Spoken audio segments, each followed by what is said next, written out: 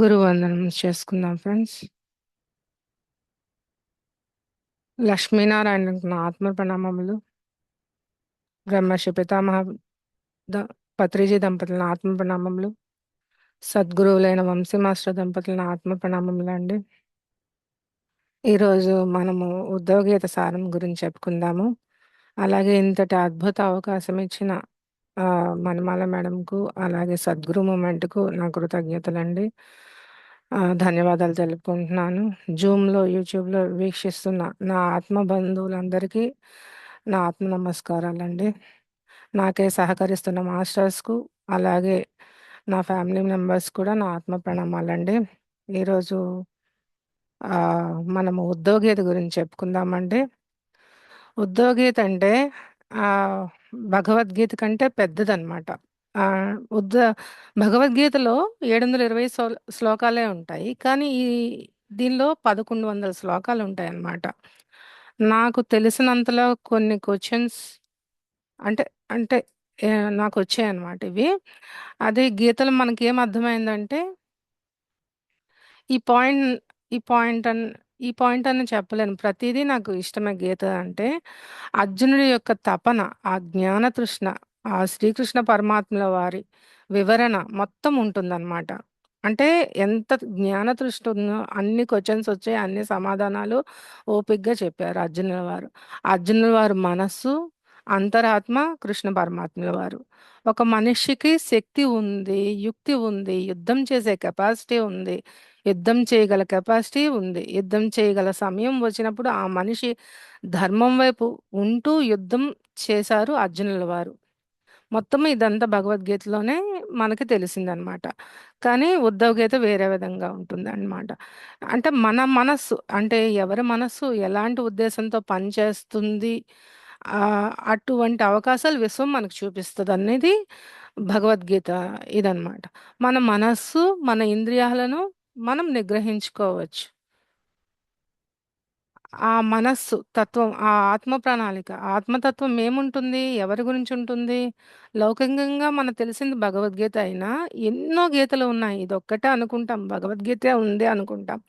మహాభారతం నుండే 4 గీతలు వస్తాయి అన్నమాట. భగవద్గీత, భగవద్గీత కామెంటరీ అనుగీత, ఆ అది కాకుండా ఆ ఉదయ అనే ఋషి రాశారనమాట.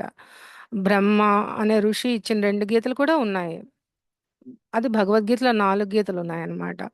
భాగవత పురాణం నుండి వచ్చిందనమాట. హంసగీత, ఉద్ధవ గీత, దేవి గీత, ఈ 3 ఆహ్, ఆ పురాణం నుండే వచ్చాయన్నమాట. ఇంకా రామగీత, రాముడికి లక్ష్మణుని చెప్పింది, గణేష గీత, అవధూత గీత, అష్టావక్ర గీత, ఇన్ని గీతలు ఉన్నాయన్నమాట. ఏ గీత తీసుకున్నా దాని యొక్క ఎసెన్స్ మోక్ష స్థితికి చేర్చుతుంది. అంటే మనకి మోక్ష స్థితిలో ఎలా వెళ్ళాలి అన్నది మనకు తెలుస్తుందన్నమాట.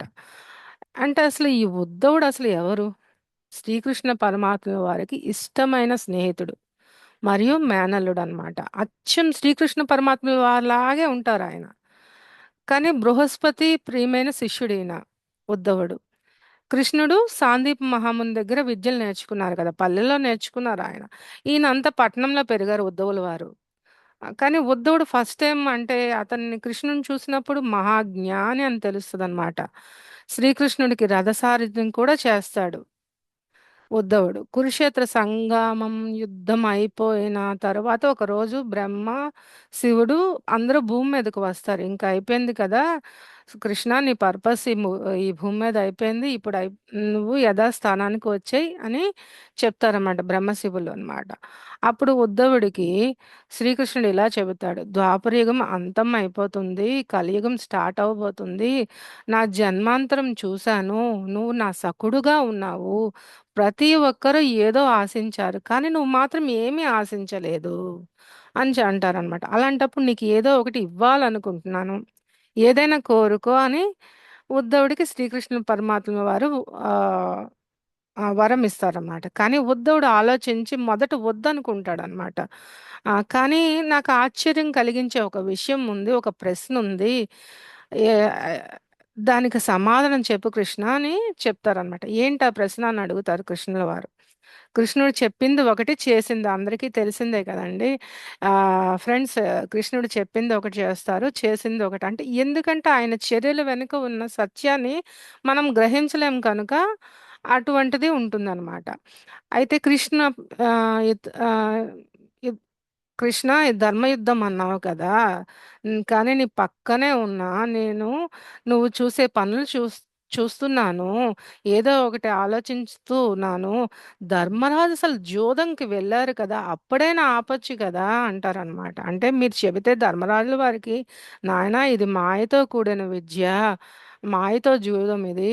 దీంట్లో వెళ్ళకని ధర్మరాజు నీ మాట విని ఉంటారు కదా! వాళ్ళు నిన్ను కంప్లీట్‌గా ఒక బ్లైండ్ ఫెయిత్ అంటే కళ్ళు మూసుకొని నమ్ముతారు. అంటే కృష్ణ పరమాత్మ వారు. పాండవులందరూ అట్లా నమ్ముతారు కదా! అయినా సరే నువ్వు చెప్పలేదు ఎందుకని అడుగుతాడనమాట. ఉద్ధవుడు. అయితే మొదట రోజు ధర్మరాజుల వారిని జోదంకి వెళ్ళొద్దని చెప్పాల్సిందే. కానీ పోనీ అంతవరకు ఓకే. పోనీ చెప్పలేదు. రెండో రోజైనా తమ్ముళ్ళు ఫనంగా పెట్టినప్పుడైనా నువ్వు చెప్పాలి కదా! నువ్వు ఆగు అంటే నీ ఎదురుగా ఉన్నవాళ్ళు బ్యాడ్ స్ట్రాటజీ అంటే కౌరవులు బ్యాడ్ స్ట్రాటజీ ఉన్నవాళ్ళు కదా! సో, నువ్వు వాళ్ళ ఉచ్చులో పడకూడదు. ధర్మరాజు ఎప్పుడైనా నమ్మేవాడు. అంటే హెల్ప్ చేయలేదు. అప్పుడు హెల్ప్ చేయలేదు. తమ్ముళ్ళని ఫనంగా పెట్టాడు. పెట్టినప్పుడు కూడా నువ్వు ఎందుకు ఊరుకున్నావు అని క్వెషన్ వేస్తూ ఉంటాడనమాట ఉద్దలవారు. నువ్వు వాళ్ళకి హెల్ప్ చేసావు. ద్రౌపది ఉంది కదా! పోనీ అక్కడి వరకు వదిక ద్రౌపది ఉంది కదా! ద్రౌపది మానాన్ని కాపాడావు. ఆమె నీ స్నేహితురాలన్నావు. కాపాడానన్నావు. కానీ అప్పుడు అది నాకు తప్పులా అనిపిస్తుంది. ఇదంతా నాకు ఈ జోదమంతా తప్పులా అనిపిస్తుందసలు అని ఉద్ధవుల వారు అడుగుతారు. అంటే రాజ్యసభలు జుట్టు పట్టుకొని ఈడ్చుకొని వచ్చిన తర్వాత ఆమెను వలువలు ఒడిచినప్పుడు హెల్ప్ చేశాడు. అంతకుముందు ఆయన హెల్ప్ చేయలేదన్నమాట. ముందే హెల్ప్ చేసి ఉండవచ్చు కదా అని అంటారనమాట. పరమాత్మలో అయితే ఇవన్నీ చేయకుండా నేనే హెల్ప్ చేశాను అని చెప్పావు కదా! దీని అంతరార్థం నువ్వు చెప్పాలి గదా! నువ్వు ఆ టైం ముందే ఎందుకు నాకు హెల్ప్ చేయలేదు? వాళ్ళకి హెల్ప్ చేయలేదు అని అడుగుతారనమాట. కృష్ణుడు ఇలా చెబుతాడు ఉద్ధవులకి. నాయనా, నువ్వు కూడా లౌకికంగా ఆలోచించినట్లు ఆలోచిస్తున్నావు. కానీ నిజమైన కథ చెప్తాను అని ధర్మరాజు అతను జూదంకి వెళ్లే ముందు ఏమి నిర్ణయం తీసుకుంటాడు. అంటే నేను జూదం ఆడతానని ఆయన నిర్ణయం తీసుకున్నాడు. నా భక్తుడు గాని, నా ఎవరైనా బుద్ధిబలంతో ఉంటే వాడే ఈ ప్రపంచంలో నెగ్గుతారు. దుర్యోధనుల వారి దగ్గర చాలా డబ్బులున్నాయి. చాలా డబ్బులున్నాయి. ఘనంగా ఏదైనా పెడతాను. నాకు జోదం ఆడడం రాదని దుర్యోధన వారు చెప్పారు. మామ నా వంతు శకున ఆడతారు అని చెప్పాడు కూడానన్నమాట. అని ధర్మరాజు చెప్తాడు. ధర్మరాజు ఏమని చెబుతారు? నువ్వు జోదం ఆడకూడదు అని అనుకోలేదన్నమాట. ఆయన డెసిషన్ తీసేసుకున్నాడు. నేను జోదం ఆడతానని డెసిషన్ తీసేసుకున్నాడు ఆయన. అదే శ్రీకృష్ణుని అడిగా అంటే నువ్వు జూదం ఆడు అంటే శ్రీకృష్ణుడు వచ్చి ఉండేవాడు కదా! నువ్వు అడగలే ఆ టైంలో. అంటే జూదం ఆడినప్పుడు నువ్వు వచ్చి ఆడు అని అడగలేదు. శ్రీకృష్ణుడికి మధ్య జూదం అయి ఉండవచ్చు. కృష్ణుడు కాలిగోటికి కూడా సరిపోదు ఆ జూదం అన్నది. ధర్మరాజు కృష్ణుడు తెలివి, బుద్ధి కూడా తెలుసు. అతని యొక్క శక్తికి కృష్ణుడు అడిగితే ధర్మరాజుల వారు అడిగితే జూదం గెలుస్తున్నామో, ఆ టైంలో గెలుచున్నేమో అని అనుకున్నాడనమాట. జయం అవుతుంది కదా! మీరు ఆ టైంలో ఆళ్ళ పక్కన ఉంటే ఇదంతా రాకపోయిందును కదా! ఈ యుద్ధం అంతా రాకపోయిందును కదా! నువ్వు పిలవకుండా అంటే ఇప్పుడు ధర్మరాజు పిలవలేదనమాట. జూదం ఆడినప్పుడు ఆయన డెసిషన్ తీసుకున్నాడు గానీ, కృష్ణుడిని పిలవలేదు. తెలియకుండా ఉండాలని ప్రార్థనలు చేశాడు. అంటే కృష్ణుడికి ఇదంతా తెలియకుండా ఉండాలని ప్రార్థనలు చేశాడనమాట. ఆహ్, ఆహ్, కృష్ణుడు జూదం టైంలో బయటే ఉండిపోయాడసలు. ఒక ధర్మరాజు తప్పు చేశాడు. పరమాత్మని తెలిసి కూడా ఆ పనిని సాక్షిగా చూసాడు. మనం ఎప్పుడైతే దాచేస్తున్నాము అనుకుంటామో, మన శరణాగతి లేనట్టే అక్కడ. అప్పుడు హెల్ప్ చేయరు భగవాన్లు. సో, అది రెండో తప్పనమాట. ఇద్దరు తమ్ముళ్ళకి ఫనంగా పెట్టడం తప్పే. ఫనంగా పెట్టిన తర్వాత కూడా వాళ్ళ తమ్ముళ్ళు వాళ్ళైనా శరణాగతి చేశారంటే చేయలేదు. కృష్ణ నువ్వు ఉన్నావా అని అడిగారా? నువ్వు హెల్ప్ చేయమని అడిగారా? అది కూడా అడగలేదు. ఆహ్, తమ్ముళ్ళు కూడా అడగంది అంటే ఆ తమ్ముళ్ళు కూడా అడగలేదు ఆ టైంలో కృష్ణ పరమాత్మని వారిని హెల్ప్ చేయమని. ఫనంగా ఉన్నప్పుడు కూడా ఏ కష్టం వచ్చినా, నష్టం వచ్చినా మనమిప్పుడు ఏ కష్టం వచ్చినా, నష్టం వచ్చినా ఆ పరమాత్ముడికి అడగకుండా ఏది ఆహ్, వెనక్కి రాదు కదా! ఆహ్, ఏది రావాలన్నా ప్రశ్న అడగకపోతే దేవుడు కూడా సాక్షిభూతంగానే చూస్తాడనమాట. ఇక్కడ అదే జరిగిందనమాట. ఏమి హెల్ప్ చేయలేదు. ఆ అన్నదమ్ముల సభలో బానిసలుగా అయిపోయిన సందర్భంలో కూడా వాళ్ళు ధర్మరాజుకి తిడతారు ఆ నలుగురు. "నువ్వు మమ్మల్ని ఫనంగా పెట్టావు అన్నావు." ఎస్పెషల్లీ భీముడు అంటారనమాట. "నువ్వే ఫనంగా పెట్టావు" అని దుర్యోధనుడు వాళ్ళని కూడా తిడతారనమాట. "మీరు మీ అన్నని జూదంలో ఇరికించారు. కృష్ణుడు తలుచుకోక ఆ టైంలో" ఇదంతా ఉద్ధవుడు ఇచ్చిన రెండో ఆన్సర్ అన్నమాట. "నువ్వు ఆ టైంలో నాకు శరణాగతి వేయలేదు. వాళ్ళెవరు శరణాగతి వేయలేదు" అని అంటారనమాట. ఫైనల్‌గా ద్రౌపది వరకొచ్చినప్పుడు పిలిచినప్పుడు ఆమె మొదట అందరితో ఆర్గ్యూ చేస్తదనమాట. అది ధర్మం గురించి అత్తమామలతో సరి సమానమైన ధృతరాష్ట్రులు గారు ఉంటారు కదా! ఆమె కృష్ణుడిని తలుచుకొని ఆ సభలో వాదిస్తది. అందరిలో నేను ఏ విధంగా నేనొక పట్టపురాన్ని ఈ విధంగా ఎలా ఆహ్, చేయగలరు అని అడుగుతారనమాట. ఫైనల్‌గా ఆప్షన్ లేదని కృష్ణుడి శరణాగతి వేడుకుంటది. అప్పుడు కృష్ణ పరమాత్మల వారు హెల్ప్ చేస్తారు. క్లియర్‌గా ఇది అంతా అంటే కృష్ణ పరమాత్మల వారికి ధర్మము నేను అహంకారంలో ఉన్నారు. అక్కడ ఏంటి ధర్మరాజుల వారు వాళ్ళందరూ ఈవెన్ ద్రౌపది ఆహ్, ప అదే అన్నదమ్ములు కూడా అహంకారంలో ఉన్నారు. సో, ప్రతి మనిషికి మనకి ఏంటి ఇక్కడ స్పష్టంగా చెప్పేది, ప్రతి మనిషికి, ప్రతి ప్రాణికి స్వేచ్ఛ అన్నది ఇచ్చాను. నేను పెట్టింది ఒక్కటే రూల్. ఆ రూల్ ప్రకారం శరణ అడిగితే శరణ ఇవ్వకుండా ఉంటానా? అది సృష్టిలో మనం ఉన్నంతకి ఆ పరమాత్ముడు సాక్షిగా భూతంగా ఉంటాడు. మనం చేసే ప్రతి పనికి కానీ మనం నమ్మాలి. ఆ పరమాత్మని సాక్షిభూతంగా చూసుకోవాలి. మన యొక్క జీవితాన్ని అతని వద్దకు మరల్చుకోకపోతే మనకి ఏ హెల్ప్ చేయరు. ఆ టైంలో వాళ్ళకి హెల్ప్ అందలేదంటే వాళ్ళు అడగలేదు. అడిగితే అమ్మైనా పెడతా అని సామెత ఉన్నది కదా ఫ్రెండ్స్. అట్లాగా అలాగే చూడండి మన పిఎస్ఎస్ఎంలో ఏం చెబుతున్నారంటే నువ్వు నీ జీవితానికి కో క్రియేటర్ అంటే నువ్వే బాధ్యుడివి. ఎవడో ఒక ఆ, ఎక్కడో ఒక దగ్గర నిర్ణయం తీసుకోకపోతే అంటే దేవుడు కూడా హెల్ప్ చేయలేరు. అన్నీ ఇస్తారండి మనకి ఏం కావాలో అన్నీ ఇస్తారు. కానీ ఒక్క సిచ్యువేషన్లో మనము మన క్రియేటర్ మనం కో క్రియేటర్ అని తెలిసినప్పుడు ఆ ఒక్క సిచ్యువేషన్లో నువ్వే బాధ్యుడివి. నువ్వే నిర్ణయం తీసుకోవాలన్నప్పుడు దేవుడు కూడా హెల్ప్ చేయరు. కానీ చూపిస్తారు. మార్గం అనేది చూపిస్తారు. శక్తినిస్తారు. కానీ నడవడానికి ధైర్యం ఇస్తారు. ఆ ఒక్క మార్గం మాత్రం చేరుకోవాల్సింది నువ్వే. ఎవరికి వాళ్ళే చేరుకోవాలి. ఇప్పుడు అర్జునుడు కంప్లీట్‌గా ఎప్పుడు అర్జునుడి పక్కనే ఉండేవాడు. కృష్ణ పరమాత్మ వారు. కృష్ణుడు బుద్ధి బలం, శక్తి ఇస్తారు. అతడికి ఆయుధాలు, అస్త్రాలు ఇచ్చారు. ప్రతీదీ సమకూర్చారు. ఇది మంచి, చెడు అని చెప్పి లాస్ట్‌కి యథా ఇచ్చేసి తదాకురు అని చెప్పి యుద్ధం చేసేటట్లా చేస్తారు. ఈ ప్రపంచం కూడా అలాగేనండి. మనందరం కూడా అంతే. మనం కష్టం వచ్చింది అంటే దేవుడి దగ్గరికి వెళ్ళవచ్చు. ఏదైనా చేయవచ్చు. మన శక్తిని ఇస్తాడు, బలాన్ని ఇస్తాడు. కష్టాలు ఎదుర్కోవాల్సింది ఎవరు? మనమే. మా మనమే. ఎవరికి వాళ్ళే ఆ కష్టాన్ని ఎదుర్కోవాలి. అతనికొచ్చిన కష్టాన్ని తీసుకోడాయన. ఎందుకంటే మన ఆత్మ ఎదుగుదలకి ఎప్పుడొస్తుంది?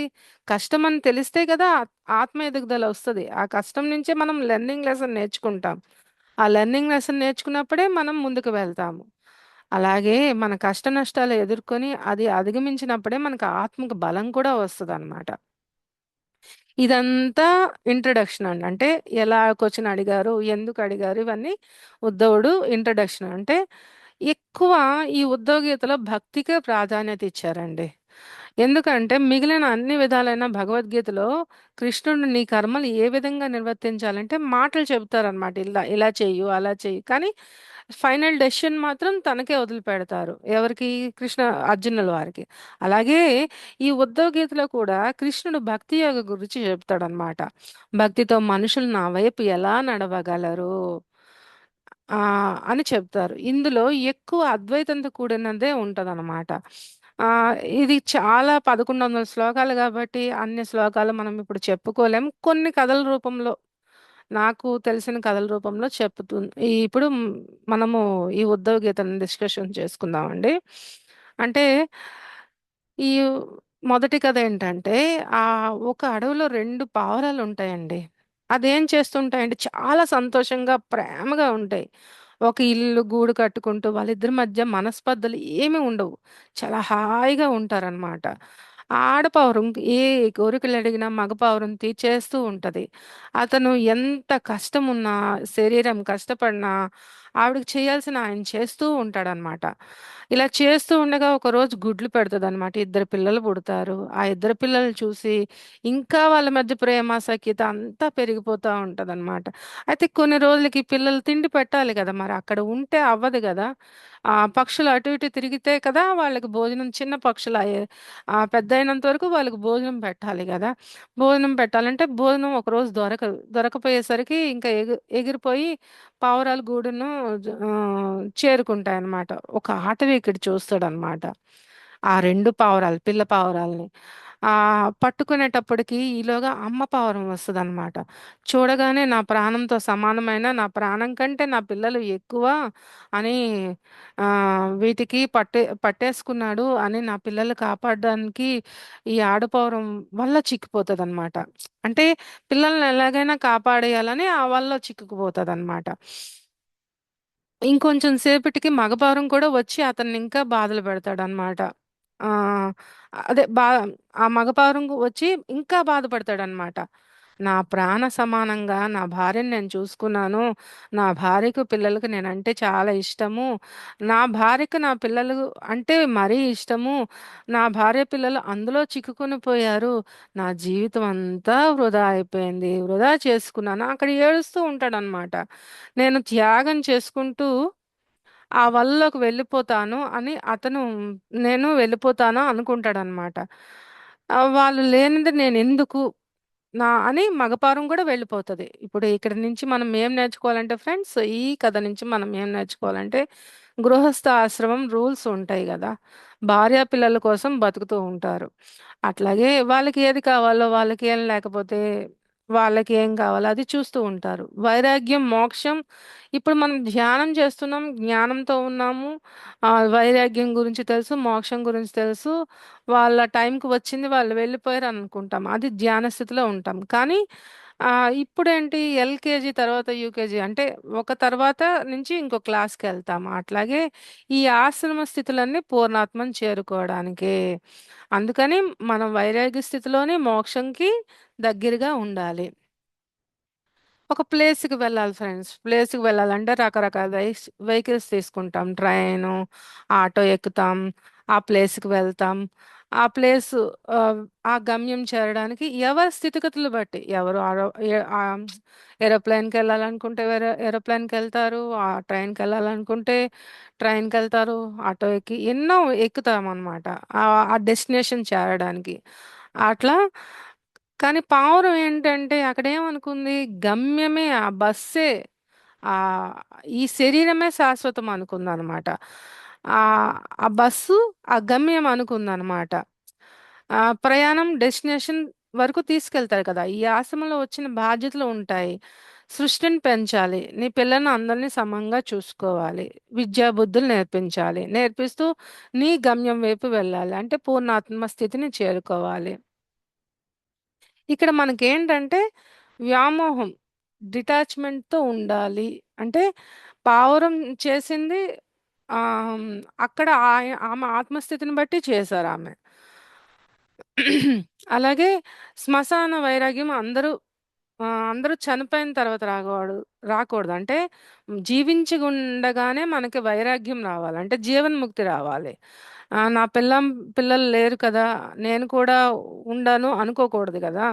ఎవరి డెస్టినేషన్ వాళ్ళది. ఏ ఆశ్రమంలో ఉన్నప్పుడు ఆ లక్ష్యం మీద దృష్టి పెట్టుకుంటూ, ఆ ఒడిదుడుకులు తట్టుకుంటూ మనం ఇది డిజైన్‌లో భాగంగా తెచ్చుకున్నాము కాబట్టి, మనము ఆహ్, ముందుకు వెళ్ళాలి ఆత్మ ప్రయాణంలో అని మనము ఎరుకతో ఉండాలి. ప్రతి నిమిషం, ప్రతి సెకను. మీరు వైరాగ్యం జీవించలేకపోతే అంటే జీవించక ముందు అంటే జీవన్ముక్తి పొందాలి. ఆ బస్ మీద జర్నీ హైవే లాగా కొన్ని స్మూత్‌గా ఉంటుంది. కొన్ని గతుకు రోడ్‌లొచ్చినప్పుడు కొంచెం కష్టంగా ఉంటుంది. అటువంటివే మన కష్ట నష్టాలు కూడా. దృష్టనేది లక్ష్యం వైపే ఉంటుంది. మనస్సు ద్వంద్వాలకు వెళ్ళకూడదు. ఏదైనా ఒక డెసిషన్ మేకింగ్ తీసుకున్నామంటే, మనం ఆ పరమాత్మనికి చెప్పుకోవాలి. నేనిది తీసుకున్నాను. ఈ సలహా ఇవ్వండి. నాకు సరైన గైడెన్స్ ఇవ్వండి. ఈ టైంలో నన్ను మీరే ఉన్నారు. మీరెవ్వరికీ చెప్పక్కర్లేదు ఫ్రెండ్స్. ఆ పరమాత్ములు వారికి చెప్తే చాలన్నమాట. జీవితం అంటే అద్భుతం. అంటే ఇది మన ప్రతీదీ అద్భుతమే. గోల్ ఉంటేనే ప్రతీదీ ఆహ్, ఆహ్, ఆ గోల్ అంటే ఆ లక్ష్య సాధనలో మనం భాగమవ్వాలి. ప్రతీదీ తాత్కాలికమే. స్థితప్రజ్ఞతగా ఉండాలి. స్థిరంగా ఉండాలి. ఉన్న చోటనే ఉండాలి.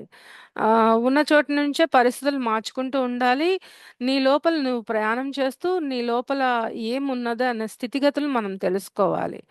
రమణ మహర్షి అంటుంటారు కదా! నీ లోపలికి నువ్వు వెళ్ళంటే, మన అరిషడ్వర్గాల్లో ఎలా ఉన్నాము, మన బంధాల్లో ఎలా ఉన్నాము, మన మనస్సులతో ఎలా ఆలోచిస్తున్నాము, మన మన స్నేహితులతో ఎలా ఉన్నాము, మనము బంధువర్గంతో ఎలా ఉన్నాము, మనం ఏం మాట్లాడుతున్నాం, నిత్యం మెరుగుతూ ఉండాలన్నమాట. ఇప్పుడు ఎవరైనా భిక్షగాడైనా, ఎవరైనా మదర్ తెరేసా అయినా చాలా టైం వరకు ఉండిపోం కదా! అంటే యుగాంతం వరకు ఉండిపోం కదా! ఎవరమైనా నేనైనా, మీరైనా యుగాంతం వరకు ఉండిపోమన్నది ఇక్కడి నుంచి మనం నేర్చుకోవాల్సిన పాయింట్ అన్నమాట. ఇంకొక కథ ఫ్రెండ్స్ తీసుకుందాము. పింగళ అనే వేశ్య ఉంది.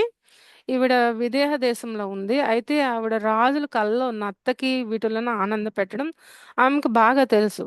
అంటే ఆవిడ ఫ్యాన్ ఫాలోయింగ్ ఎక్కువనమాట. దీంట్లో అన్నమాట ఆ రాజ్యంలో. ఎక్కువ మంది బిజినెస్ మ్యాన్‌లు, రాజులు, రాజులు ఉన్ వచ్చేవారనమాట. కానీ ఆమె ఎవ్వరికీ మనసివ్వలేదనమాట. కానీ డబ్బులు బాగా సంపాదించేది. కానీ ఒకసారి ఒకరోజు ఒక వర్తకుడు ఆహ్ కొడుకుని ప్రేమిస్తదనమాట. ఆయనకి చెబుతది, "నువ్వు ఈరోజు నైట్‌కి రా. నీవు అక్కడే ఉందువు గాని" అని చెప్పి ఆయన గురించి తయారవుతూ ఉంటుంది.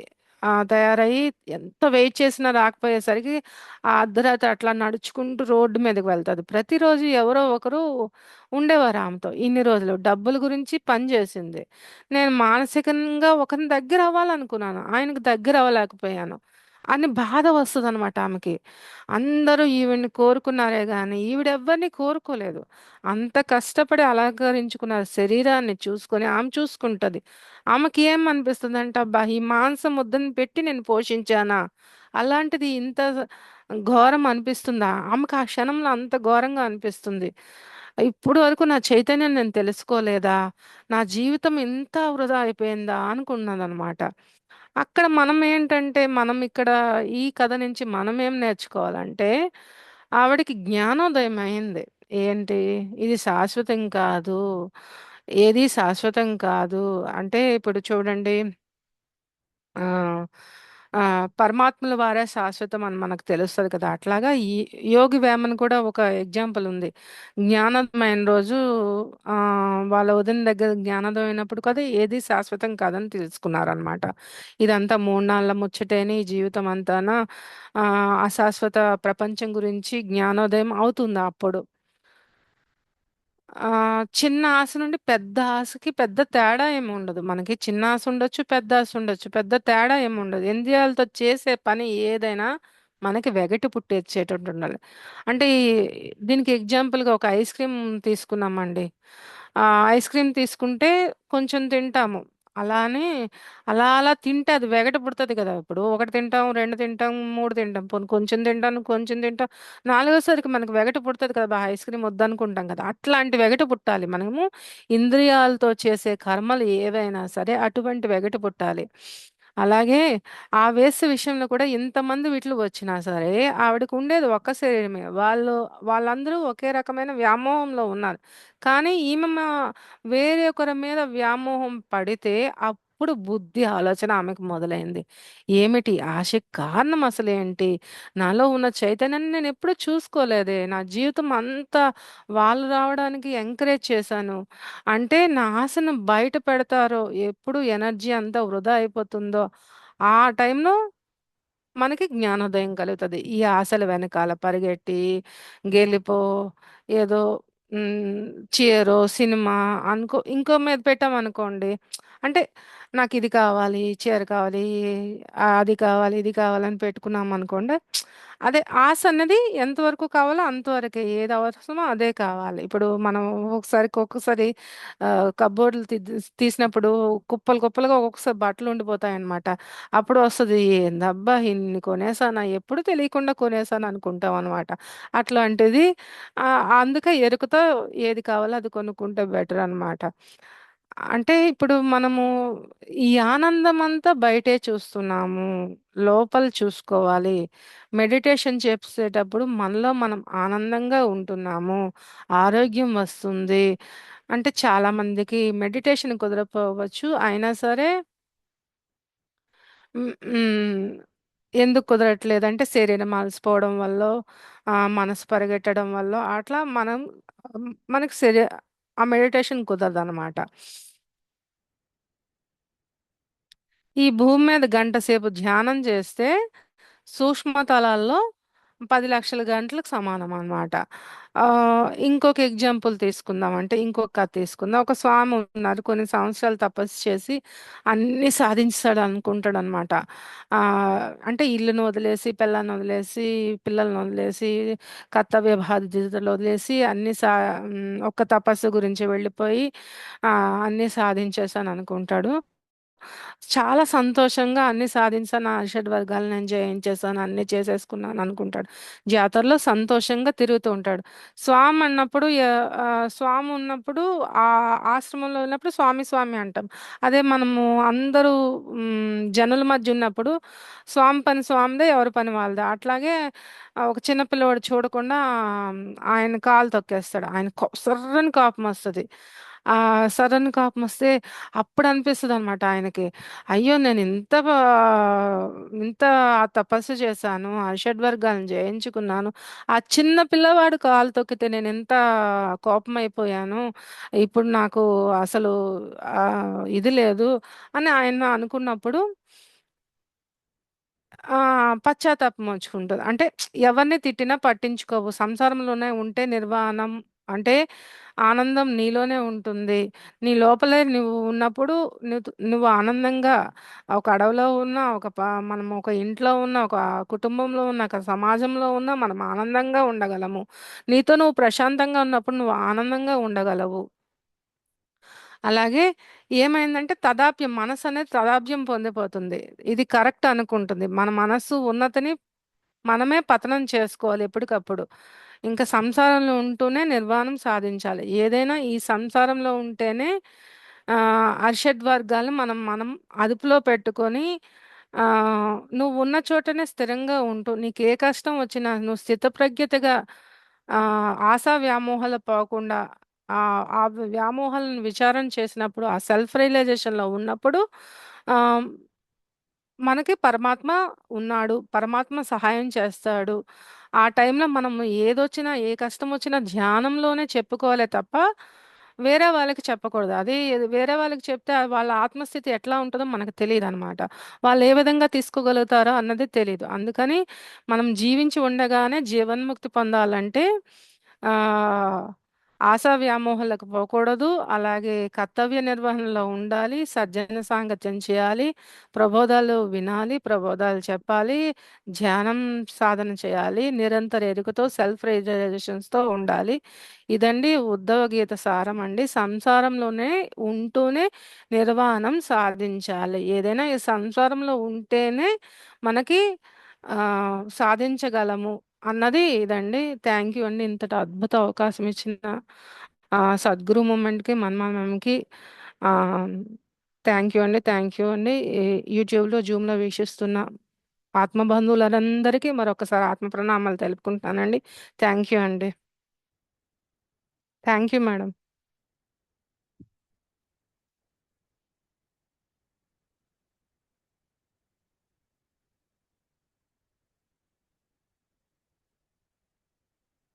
ఫ్రెండ్స్ ఎవరైనా దీని గురించి ఏమైనా డౌట్స్ గాని ఏదైనా అడుగుతారా? మీకు నచ్చిన పాయింట్స్ గాని వీలైన వాళ్ళు కెమెరాలు ఆన్ చేసుకోవచ్చు.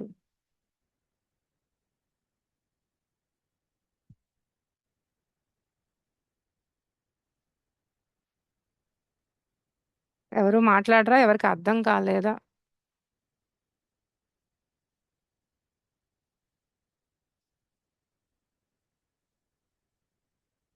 మీకు నచ్చిన ఒక పాయింట్ అయినా చెప్పొచ్చు.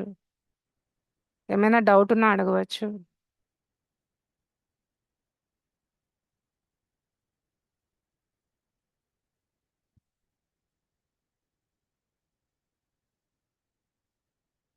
B Lakshmi Sujatha madam. Thank you madam.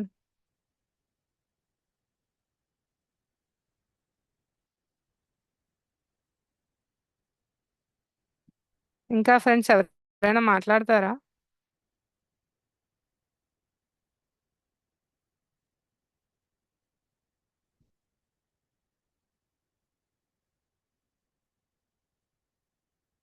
Vivo 12. ఒక్క నిమిషం.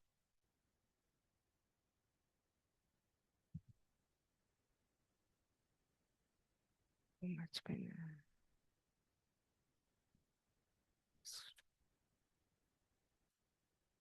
ఒక్క నిమిషం మేడం, అన్మ్యూట్ చేస్తాను. చూడండి మేడం, అన్మ్యూట్ అయింది.